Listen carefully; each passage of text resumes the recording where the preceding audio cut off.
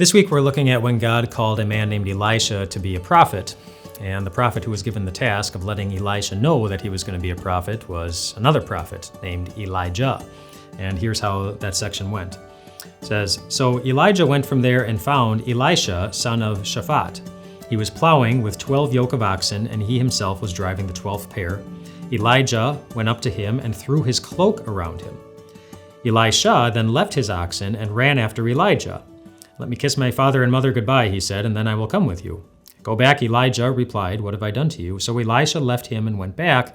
He took his yoke of oxen and slaughtered them. He burned the plowing equipment to cook the meat and gave it to the people, and they ate. Then he set out to follow Elijah and became his attendant." Now the thing about the cloak seems very confusing, but basically that was the sign that God gave Elijah to let Elisha know that God was choosing a different career path for him right now, that his life was going to be different.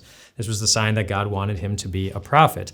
And following that career path now, following God's will for him, meant leaving behind everything else. And so you saw that. He burned his plowing equipment, he gave away his food, he left behind his family, just like Peter and Andrew and James and John left behind their families and their fishing business when Jesus called them to be their disciples. But they did that because they were all in.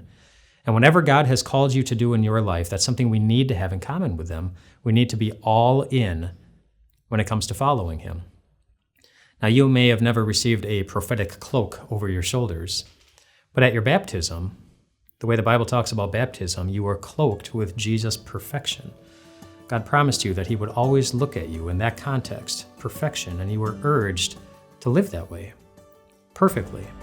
You were given a new way to live, and a way that means you must leave behind something too, that you must leave behind every sin.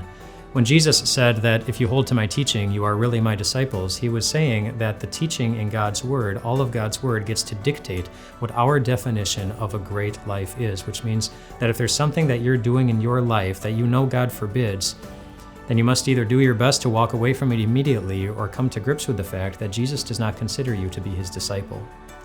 No matter how strongly you do, no matter how long it is you've been following him, Christians know that his or her identity is found entirely in the perfection and the forgiveness Jesus won for them on the cross, and knows that being a Christian means being determined to only do good things.